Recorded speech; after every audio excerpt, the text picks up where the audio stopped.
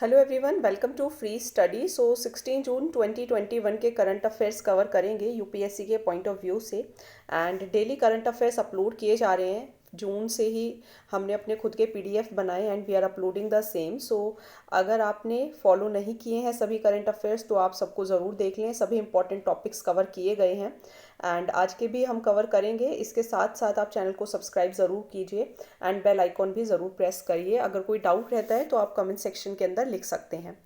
अगर यही आपको क्वेश्चंस प्रैक्टिस करने हैं तो आप इनसाइट्स आईएएस की वेबसाइट पर जाकर इनसाइट्स की जो क्विज़ होती है उसे प्रैक्टिस कर सकते हैं। बहुत इजीली आप उसे सॉल्व कर लेंगे अगर आप अच्छे से वीडियो को सुनते हैं एंड साथ साथ में आप मेंस की आंसर राइटिंग भी कर पाएंगे। तो आज के टेबल ऑफ कंटेंट्स के अंदर हम टुल्लू की हिस्ट्री देखेंगे एंड किस तरीके से वो ऑफिशियल लैंग्वेज के स्टेटस की डिमांड कर रहे हैं एंड ट्विटर पे भी काफ़ी जो मीन्स पोस्टिंग वगैरह हुई तो वो भी देखेंगे।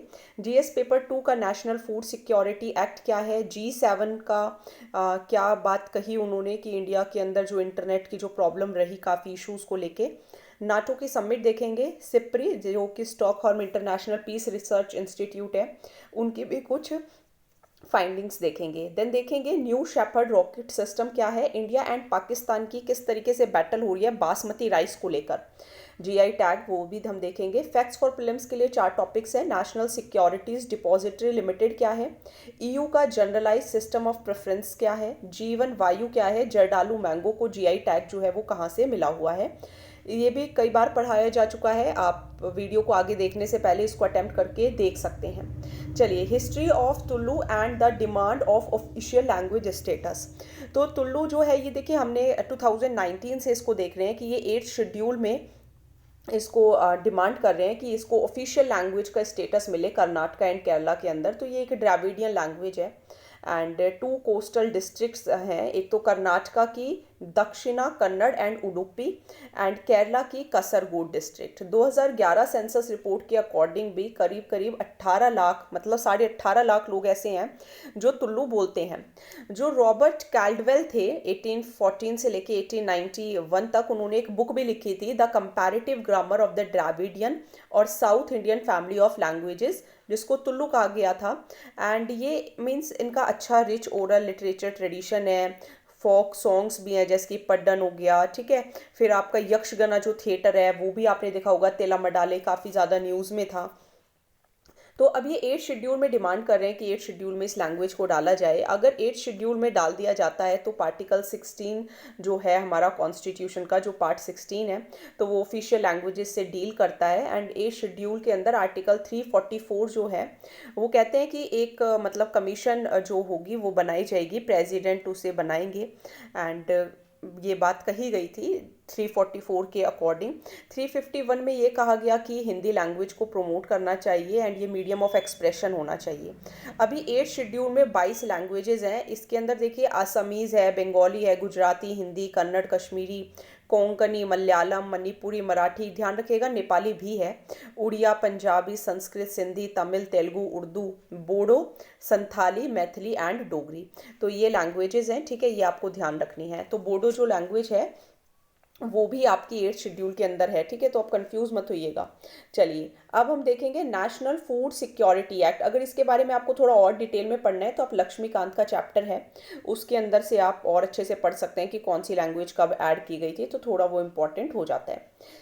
अब हम देखेंगे नेशनल फूड सिक्योरिटी एक्ट 2013 क्या है। तो सेंटर ने यहाँ सुप्रीम कोर्ट को बताया कि स्टेट्स एंड यूनियन टेरिटरीज ने ऑलरेडी करीब करीब 3.5 लाख टन्स मतलब 3.7 लाख टन्स जो हैं वो फूड ग्रेन्स खरीदे हैं फूड कॉरपोरेशन ऑफ इंडिया से नेशनल फूड सिक्योरिटी एक्ट के तहत।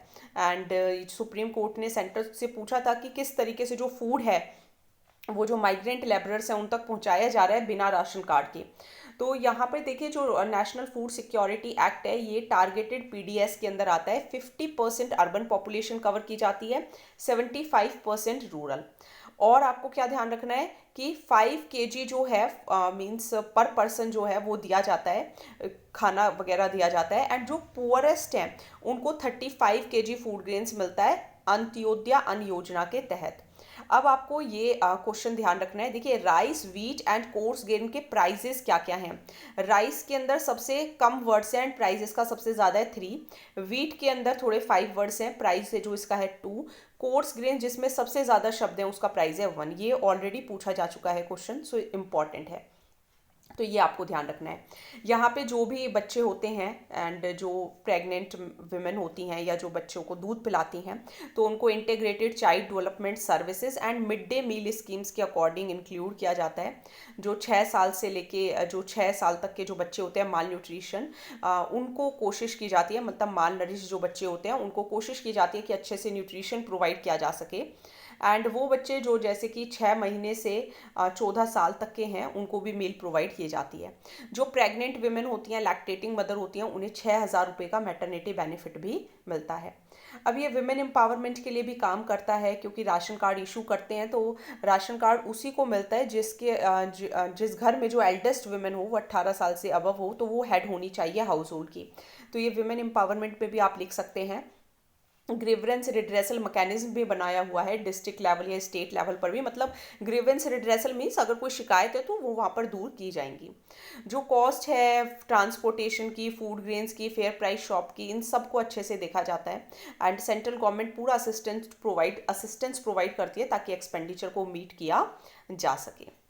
अब एक स्टेटमेंट आई है, इंडिया ने भी एक जॉइंट स्टेटमेंट दिया है। G7 में इनवाइट किया गया था ना, वो जो मैंने आपको ट्रिक बताई थी, UCUGF become CGI and IAS को उसमें इनवाइट किया गया, that is India, Australia, south Korea and Saudi Arabia को भी इनवाइट किया गया है। ठीक है, तो यहाँ पर देखिए यहाँ पर क्या पॉइंट आया है। पॉइंट ये आया है कि यहाँ पे डिस्कशन हुई कि किस तरीके से जो डेमोक्रेटिक मतलब डेमोक्रेसी से रिलेटेड या फ्रीडम से रिलेटेड खतरे क्या क्या हैं, क्या लोग जो हैं वो फ्रीली रह पा रहे हैं या नहीं रह पा रहे हैं। तो यहाँ पर एक पॉइंट ध्यान रखिएगा, पॉलिटिकली मोटिवेटेड इंटरनेट शटडाउन्स, क्योंकि डेमोक्रेसीज 11, देखिए यहाँ पे मैंने G7 कंट्रीज़ के नाम आपको बताए थे, यूके हो गया, US हो गया, ठीक है, देन आपका जर्मनी हो गया, देन फ्रांस हो गया, Canada, Japan only Asian countries है, देन इटली, फिर India, south Korea, Australia and south Africa. British prime minister इसके होस्ट हैं, ब्रिटिश बोरिस जॉनसन, इन्होंने कहा कि ये डेमोक्रेसीज 11 है।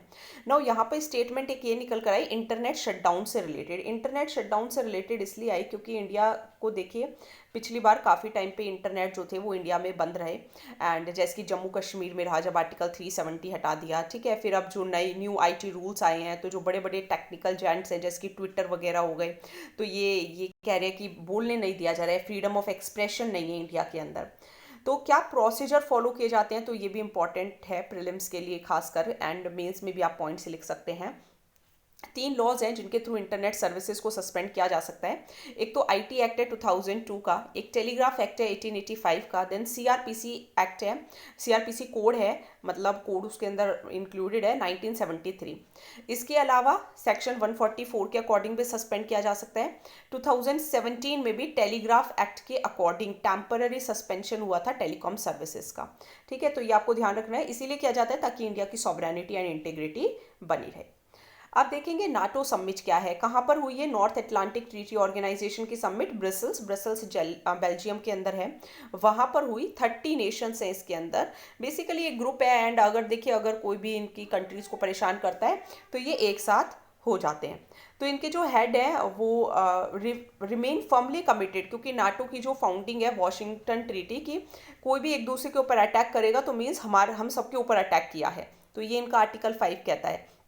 तो चाहे वो साइबर अटैक्स हो चाहे कोई भी अटैक हो, तो नाटो एक मिलिट्री अलायंस है, वॉशिंगटन ट्रीटी के थ्रू इस्टेब्लिश हुई थी 1949 में। हेडक्वार्टर इसका ब्रसल्स बेल्जियम के अंदर है, एंड जो अलाइड कमांड ऑपरेशंस है उसका हेडक्वार्टर मोन्स बेल्जियम के अंदर है। ठीक है, तो यहाँ पे देखिए पहले 12 कंट्रीज थी, फिर उसके बाद 30 कंट्रीज हुई, अभी जो रिसेंटली ऐड हुई है वो कौन सी है, नॉर्थ मैसेडोनिया। ये ध्यान रखिएगा, पिछले साल ही 27 मार्च 2020 को ऐड हुई है नॉर्थ मैसेडोनिया। इनका एम यही है चाहे कोई भी यूरोपियन स्टेट हो वो इसके अंदर एंटर कर सकती है, एंड नॉर्थ अटलांटिक एरिया के जो भी आसपास की कंट्रीज हैं उनकी सिक्योरिटी को कंट्रीब्यूट करना है। देन देखिए SIPRI, that is Stockholm International Peace Research Institute year book 2021। तो ये स्वीडिश, एस से स्टॉकहोल्म, एस से स्वीडिश, तो स्वीडिश का ये थिंक टैंक है। एंड यहाँ पर देखिए कुछ इन्होंने मीन्स जानकारियाँ दी हैं। वो क्या दी है कि इंडिया के अंदर कितने न्यूक्लियर वॉर हेड्स हैं, 156। पिछले साल 150 थे, 6 बढ़ गए। पाकिस्तान के पास पिछले साल 160 थे, इस बार 165 हो गए। चाइना के पास 350 हो गए, पहले 320 थे। तो चाइना, इंडिया, पाकिस्तान तीनों ने ही अपने जो न्यूक्लियर वॉर हेड्स हैं वो क्या है, बढ़ाए हैं। देखिए मेन इसका यही है कि कोल्ड वॉर चल रही है। जैसे अगर आप देखेंगे तो यूएस एक साथ हो गया है, ठीक है, अपने साथ, जैसे इंडिया भी यूएस की तरफ ही है थोड़ा सा झुकता हुआ, रशिया, चाइना, पाकिस्तान, तो ये सब एक तरफ है। तो एक कोल्ड वॉर अगर होगी और इस तरीके से मिलिट्री स्टॉक पाइल्स होंगे, न्यूक्लियर वॉरहेड्स को इकट्ठे किए जाएंगे, इंडिया एंड पाकिस्तान भी देखिए कोशिश करता रहता है क्योंकि आसपास इतना ज़्यादा खतरा है। एंड जो हमारे डिफेंस मिनिस्टर थे उन्होंने भी ये कहा था कि जब ऐसा नेबर हो तो न्यूक्लियर वॉरहेड्स की ज़रूरत पड़ती है। तो न्यूक्लियर वेपन्स को हम देखिए, हमारा कोई फर्स्ट यूज़ पॉलिसी तो है नहीं कि हम पहले नहीं यूज़ करेंगे, लेकिन चाइना के पास इतने ज़्यादा न्यूक्लियर वेपन्स हैं, अगर बाकी कंट्री नहीं बनाएंगे तो चाइना तो सबको एकदम ही ख़त्म कर देगा। तो चाइना अपनी नो फर्स्ट यूज़ पॉलिसी पे स्टिक है कि हम पहले यूज़ नहीं करेंगे, अगर कोई हमारे ऊपर पहले अटैक करेगा देन वी विल यूज़। तो एक कॉन्फ्रेंस भी हुई डिसआर्मामेंट के ऊपर कि इनको ख़त्म करना चाहिए। एंड इंडिया जो है वो कमिटेड है कि हम मतलब कट ऑफ ट्रीटी करेंगे, बट लेकिन साथ ही साथ में हमने ये नहीं कहा कि हम अपने न्यूक्लियर वेपन्स को कम करेंगे, ठीक है। तो ये बात आपको ध्यान रखनी है। चलिए नेक्स्ट करेंगे, एक न्यू शेपर्ड रॉकेट सिस्टम है। एंड ये पहले भी हमने डिस्कस किया जा चुका है। जो अमेजोन के फाउंडर हैं, जो इतने मीन्स बिलियनर हैं, जेफ बेजोस, तो इनकी एक स्पेस कंपनी है जिसका नाम है ब्लू ओरिजिन। तो ऑनलाइन ऑक्शन हुआ कि कौन मतलब फर्स्ट सीट पे बैठेगा न्यू शेपर्ड के, एंड स्पेस पे लेकर जाया जाएगा। तो यहाँ पे न्यू शेपर्ड मीन्स बेजोस के साथ उनके जो भाई हैं तो घूमने के लिए जाएंगे, तो वो वहाँ पे जा सकते हैं। तो फर्स्ट ह्यूमन फ्लाइट होगी 52nd एनिवर्सरी, क्योंकि नील आर्मस्ट्रॉन्ग एंड जो बज एल्ड्रिन थे वो मून के ऊपर सबसे पहले आए थे ना, पैर रखा था नील आर्मस्ट्रॉन्ग ने। तो करीब करीब 7600 लोगों ने रजिस्टर किया है, एंड 159 कंट्री से कि ये सीट पे हम बैठकर जाना चाहते हैं, $28 मिलियन देकर। तो ये न्यू शेपर्ड एक रॉकेट सिस्टम है जहाँ पे स्पेस पर लेकर जाया जाएगा टूरिस्ट को। इसका नाम ब्लू ओरिजिन रखा गया है। एलन शेपर्ड के नाम पे इसका नाम रखा गया है। ये पहले अमेरिकन थे जो स्पेस में गए थे। यहाँ पे फ्लाइट्स मिलती हैं 100 kilometre above the earth. Fully reusable system है, एंड ऑब्जेक्टिव यही है कि एक रॉकेट सिस्टम है एस्ट्रोनॉट्स एंड रिसर्चर्स को, जो कर्मन लाइन होती है। कर्मन लाइन देखो, जैसे अभी अर्थ है, अर्थ के ऊपर ना एक लाइन डिसाइड कर ली कि भाई ये एक इंटरनेशनली रिकॉग्नाइज्ड बाउंड्री है, एंड इसके यहाँ तक लेकर जाया जाएगा, इससे ऊपर लेकर जाया जाएगा, तो इसको कर्मन लाइन कह दिया। चलिए नेक्स्ट टॉपिक देखेंगे, इंडिया एंड पाकिस्तान की बैटल हो रही है बासमती को लेके। दोनों ही जीआई टैग मांग रहे हैं। एंड यूरोपियन यूनियन के council on quality schemes for agriculture products and food stuff से, तो यहाँ पे पाकिस्तान ये कहता है कि इंडिया ही थोड़ी अकेला बासमती राइस एक्सपोर्टर है, हम भी एक्सपोर्ट करते हैं, एंड अगर आप इनको दे देंगे तो फिर तो हमारी मार्केट ख़राब हो जाएगी। तो पाकिस्तान ने भी जीआई टैग जो है 19 मार्च 1940 का, एंड कहा कि हमें भी रजिस्ट्रेशन का पूरा हक है, क्योंकि इंडिया ने अप्लाई कर दिया था। तो इंडिया ने कहा कि इंडियन ओरिजिन प्रोडक्ट है। ईयू के जो यूरोपियन यूनियन का जो ऑफिशियल जर्नल है उसमें भी ये बात पब्लिश हुई कि कोई भी कंट्री अगर ओपोज करना चाहती है रजिस्ट्रेशन के लिए तो उसको 3 महीने के अंदर अंदर ये मीन्स कहना पड़ेगा कि हाँ नहीं, इसका ओरिजिन हमारे यहाँ से भी होता है। तो पाकिस्तान ने ये चीज़ बोल दी। अब इंटरनेशनल लेवल पे जो जोग्राफिकल इंडिकेशंस है वो इंटेलेक्चुअल प्रॉपर्टी राइट्स में आते हैं, Paris convention for the protection of industrial property के अंदर आते हैं, वर्ल्ड ट्रेड ऑर्गेनाइजेशन का ट्रिप्स भी काम करता है। इंडिया में जीआई जो एक्ट है 1999 का वो भी काम कर रहा है, जो कि 2003 से ही काम करने लग गया था। पहला जो जीआई टैग था वो किसको मिला था, दार्जिलिंग टी को मिला था। कब मिला था, 2004-2005 में। कुछ फैक्ट्स फॉर प्रीलिम्स देखेंगे। सबसे पहले नेशनल सिक्योरिटीज डिपॉजिटरीज लिमिटेड, अगस्त 1996 से ही चल रही है। जो भी सिक्योरिटीज़ इंडिया के अंदर हैं, कैपिटल मार्केट क्या होते हैं, जब आप शेयर्स को खरीदते हैं एंड बेचते हैं तो वो डीमटेरियलाइज्ड फॉर्म में, मटेरियलाइज्ड फॉर्म में ना होके डीमटेरियलाइज्ड फॉर्म में रखा जाता है। सपोर्ट करने की कोशिश की जाती है इन्वेस्टर्स को एंड ब्रोकर्स को, ताकि एक सेफ्टी बनी रहे एंड कोई भी अगर प्रॉब्लम आती है तो उसको ईजिली सेटल किया जा सके बिना किसी दिक्कत के। तो एक तरीके से बना हुआ है, जैसे हमारा वो होता है ना, एक डिजी लॉकर होता है जिसके अंदर आप अपने डॉक्यूमेंट्स वगैरह को सेव करके रख सकते हैं, तो इस तरीके का सिस्टम है। देन देखिए ईयू का है ये generalize system of preference, and यहाँ पे एक रिसेंटली एक रिजोल्यूशन पास किया यूरोपियन पार्लियामेंट ने कि वो विड्रॉल करेंगे जीएसपी स्टेटस जो श्रीलंका को मिला हुआ है। देखिए जनरलाइज सिस्टम ऑफ प्रेफरेंस क्या होता है, जो यूरोपियन यूनियन होती है, अगर उसकी वहाँ पे आपको कुछ भी एक्सपोर्ट करना है तो आपका जो प्रोडक्ट होगा उस पर कम ड्यूटीज़ वगैरह लगाई जाती हैं। तो श्रीलंका को मिला था जीएसपी प्लस 2017 में, क्योंकि कोलंबो की कमिटमेंट थी कि 27 जो इंटरनेशनल कन्वेंशन है उनको वो फॉलो वगैरह करेंगे, लेकिन अब यू ये कह रहा है कि अब इसको थोड़े टाइम के लिए विड्रॉल कर लेना चाहिए। मीन्स श्रीलंका से थोड़ी ये स्टेटस छीनने की बात चल रही है। देन देखिए जीवन वायु, जीवन वायु किसने बनाया है, आईआईटी रोपर ने। ठीक है, तो ध्यान रखिएगा, हम क्या कह सकते हैं कि रो मत, ठीक है, ऐसे लर्न हो जाएगा बस कि रो मत, जीवन में जैसे ऑक्सीजन सिलेंडर्स की प्रॉब्लम हो रही है तो it will be sort out, तो ऐसे आप याद रख सकते हैं। ठीक है, याद रह जाता है बेसिकली। तो ये क्या है, कंटिन्यूअस पॉजिटिव एयर वे प्रेशर थेरेपी है, जिसके अंदर मशीन्स को यूज़ किया जाता है एंड आप आसानी से सांस ले सकते हो। तो एयर प्रेशर जो होता है हमारे थ्रोट के अंदर वो बढ़ जाता है, ताकि कोलैप्स ना हो, एयरवे कोलैप्स ना हो जब भी आप सांस लें। तो this is the continuous positive airway pressure therapy, जहाँ पे एक मशीन को यूज़ किया जाता है। ठीक है, तो ये आपको ध्यान रखना है। चलिए लास्ट टॉपिक, बिहार के हैं ये जरदालू मैंगो, इनको जीआई टैग मिला था 2018 में।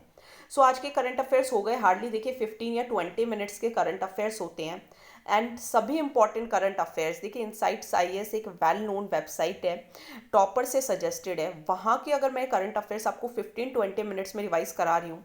आप यूट्यूब पे ऑप्शन भी होता है कि आप उसको डबल स्पीड पे भी देख सकते हैं। तो 10 मिनट्स में करंट अफेयर्स मुझे नहीं लगता कि कवर करना इस चैनल से कहीं पे भी कोई लॉस की बात है।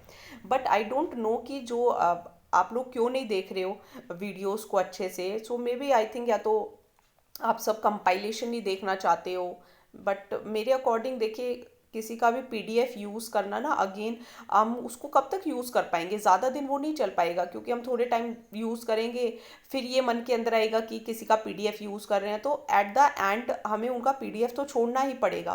तो इसीलिए आप डेली पढ़ने की हैबिट डालिए, डेली 10 मिनट्स निकालना, I don't think if it is tough. And हम एक ऐसे एग्ज़ाम की तैयारी कर रहे हैं जो कि ऑलरेडी 2 या 3 घंटे का करंट अफेयर्स की डिमांड करता है कि डेली 2-3 घंटे देने ही होते हैं।